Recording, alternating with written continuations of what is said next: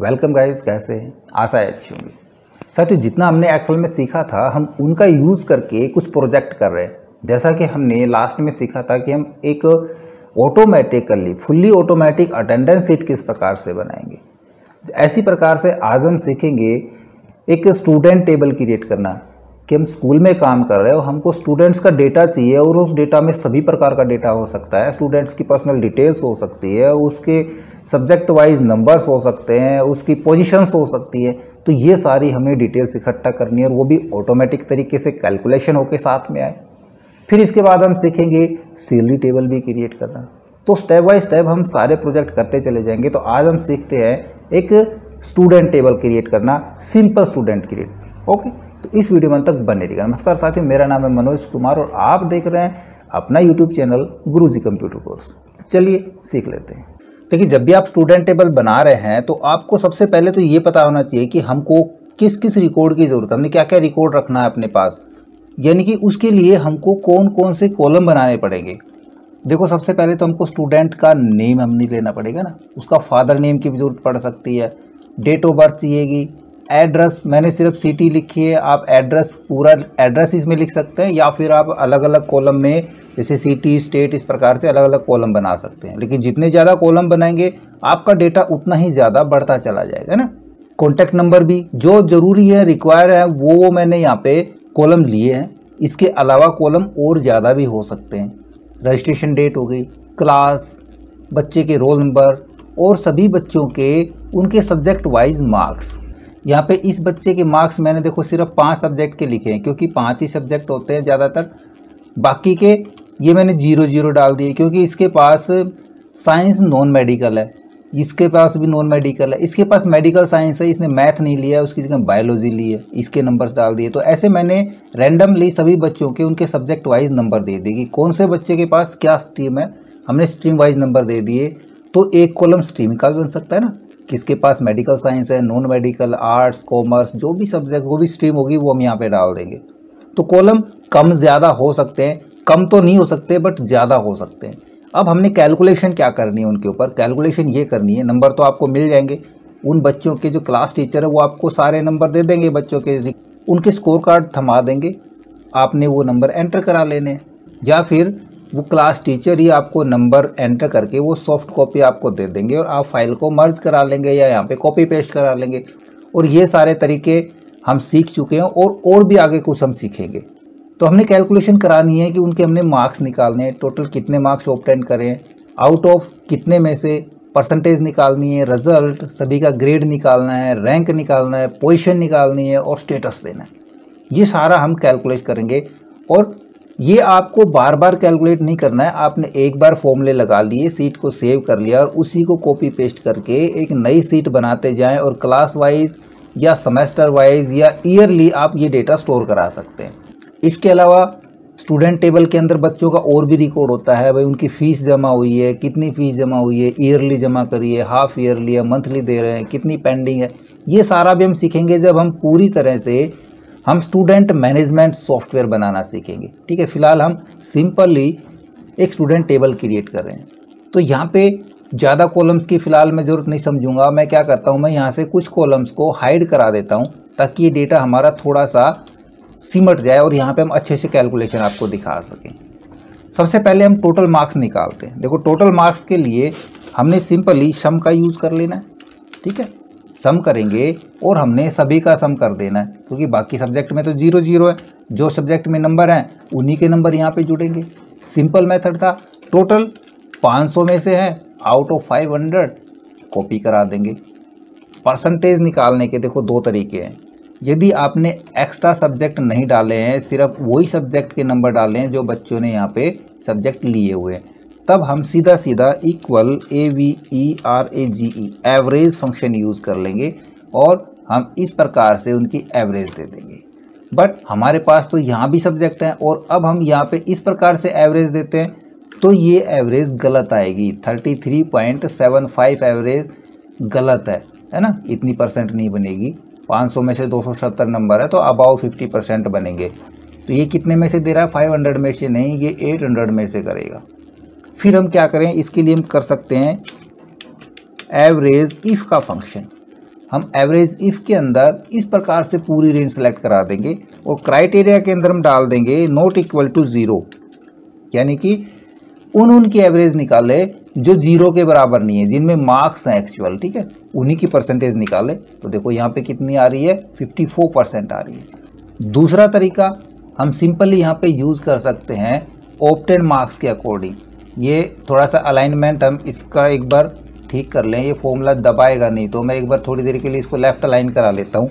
अब मैं यहाँ पे करता हूँ इक्वल साइन। देखो यहाँ से हमने करना है जो ऑब्टेन मार्क्स है वो मल्टीप्लाई 100 और डिवाइड बाई टोटल मार्क्स और एंटर प्रेस करा लेंगे, तब भी हमारे पास परसेंटेज आ जाएगी। इसी को नीचे तक फिल करा देंगे।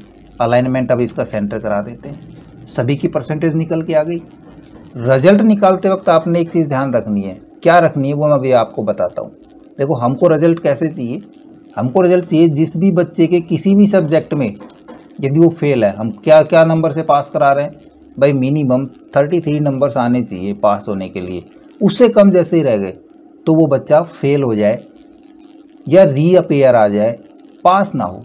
तो उसके लिए देखो सिंपली हम एक स्टेटमेंट यूज़ करते हैं, इफ़ की स्टेटमेंट। मैं करता हूँ इफ़, ब्रैकेट स्टार्ट करेंगे, और यदि हम सिंपल लॉजिक टेस्ट यहाँ पे दे दें कि भाई इंग्लिश के जो नंबर हैं वो यदि हमारे ग्रेटर देन हो 32, 32 से ज़्यादा हो, देन रिजल्ट हमारा आ जाए पास, वरना रिजल्ट आ जाए फेल। तो यहाँ पे लॉजिक टेस्ट हमारा एक ही हुआ। हमने तो मल्टीपल लॉजिक टेस्ट देने, तो यदि हम यहाँ पे मल्टीपल लॉजिक टेस्ट देंगे तो हमको एक और फंक्शन की जरूरत पड़ेगी। उसके लिए हम यूज़ करेंगे एंड फंक्शन का या और फंक्शन का।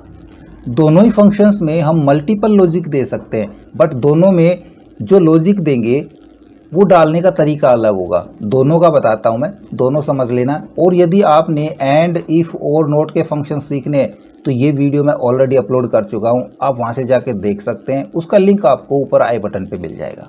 तो एंड के अंदर हमारा पहला तो हो गया J2 ग्रेटर देन 32। यदि J2 हमारा 32 से ज़्यादा है, बट जब यहाँ पे आ रहे हैं तो देखो यहाँ पे 32 से ज़्यादा नहीं होगा, तो इसका मतलब फेल हो जाएगा। तो हम यहाँ पे एक और देंगे कि 0 के बराबर भी ना हो, है ना।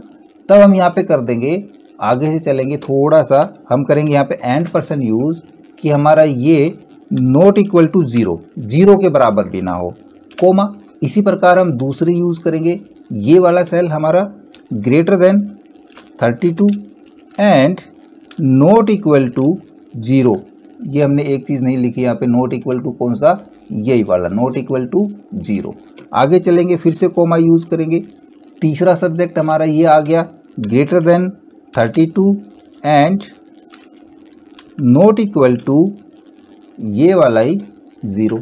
इसी प्रकार से हम सारे सब्जेक्ट से 8, 10, 20 जितने भी सब्जेक्ट हो सारे डाल देंगे, कोई 0 से मतलब नहीं है। तो मैं फटाफट यहाँ पे डाल देता हूँ। तो ये फॉर्मूला काफ़ी लंबा हो जाता है और यहाँ पे हम बार बार लॉजिक देते देते कहीं पे हम मिस कर सकते हैं, कहीं पे छोड़ सकते हैं ना। तो आप ये वाला तरीका ना यूज़ करें, आप सिंपल तरीका यूज़ करें। आप अलग अलग सब्जेक्ट के बच्चों के अलग अलग शीट तैयार कर लें। साइंस वालों के अलग हो गए, मेडिकल वालों के अलग, कॉमर्स वालों के अलग, ठीक है। तो 5-5 सब्जेक्ट हम रखेंगे। तो यहाँ से मैं 3 सब्जेक्ट डिलीट करा देता हूँ, यहाँ से करा देता हूँ मैं डिलीट 3 सब्जेक्ट। तो हमारे पास देखो परसेंटेज में तो कुछ फ़र्क नहीं पड़ा, है ना। सम हमारा सेम टू सेम है, सारी चीज़ें एज इट इज़ है। यहाँ पे मैं ये जीरोज़ को फिल करा लेता हूँ, किसी भी नंबर से यहाँ पे मैं 0 मार्क्स फिल करा लेता हूँ। अब हम सिंपली फॉर्मूला लगा लेंगे रिजल्ट के लिए, इफ़ एंड, ठीक है। एंड की तो हमको कंडीशन देनी पड़ेगी क्योंकि हमारे पास 5 सब्जेक्ट हैं कि ये हमारा ग्रेटर देन 32 कोमा, दूसरा हमारा ग्रेटर देन 32 कोमा डालते जाएंगे, ये ग्रेटर देन 32 कोमा, ये ग्रेटर देन 32 कोमा, ये भी हमारा ग्रेटर देन 32। देखो अब ज़्यादा हमारा समय नहीं लगा ना, हमने सारी कंडीशन फटाफट पास करा दी और छोटा सा हमारा यहाँ पे फॉर्मूला हो गया, देन पास वरना फेल।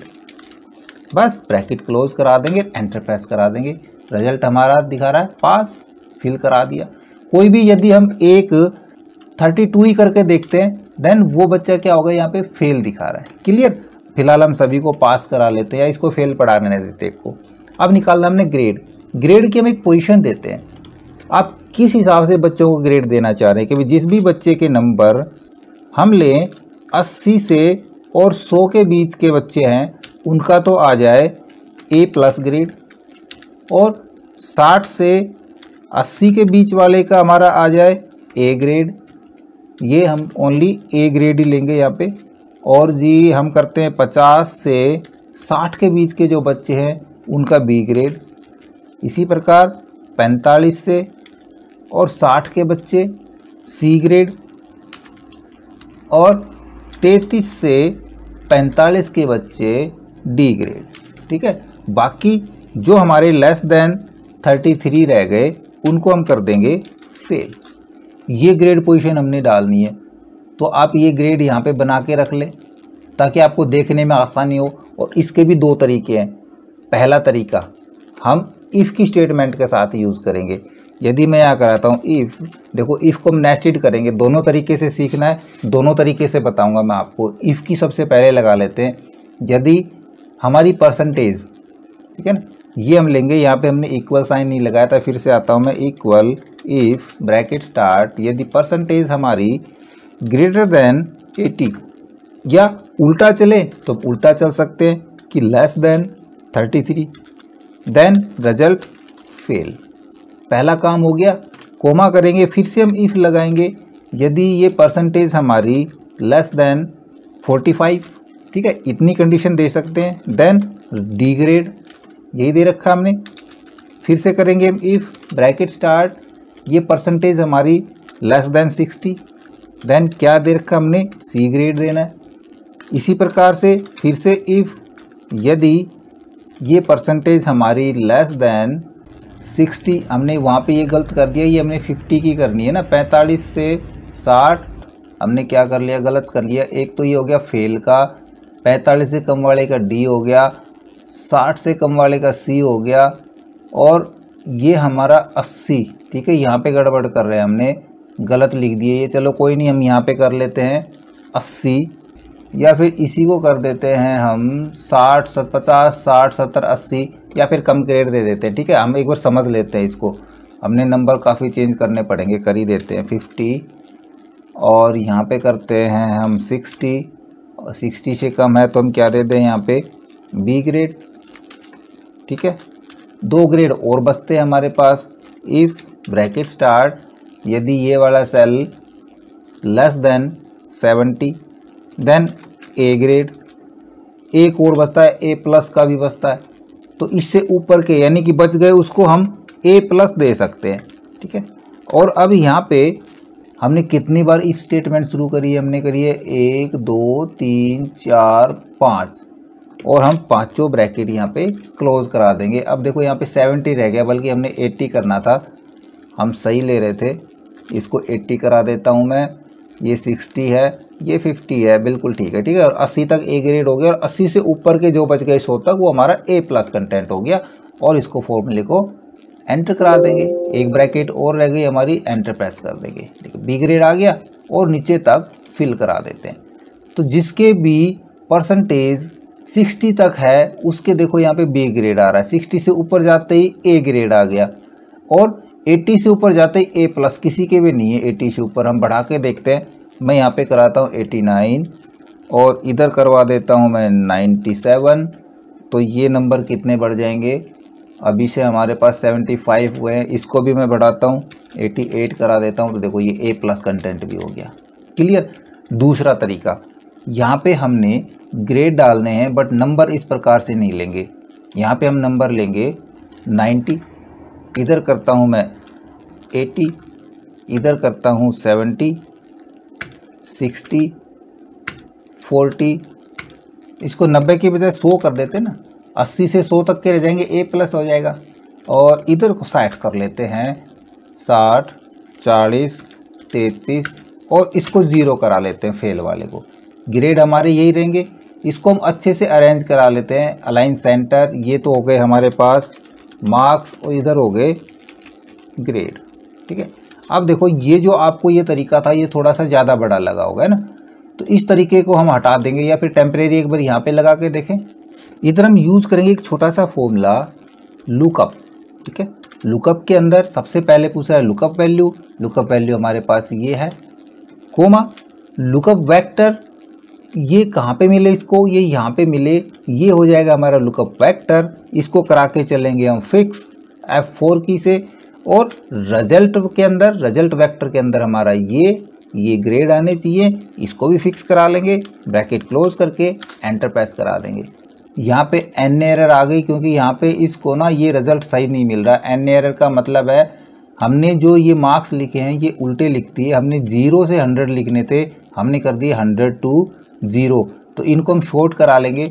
हम इनको सेलेक्ट करेंगे, डेटा में चले जाएंगे, डेटा के अंदर मिलेगा आपको A to Z और expand the selection then short.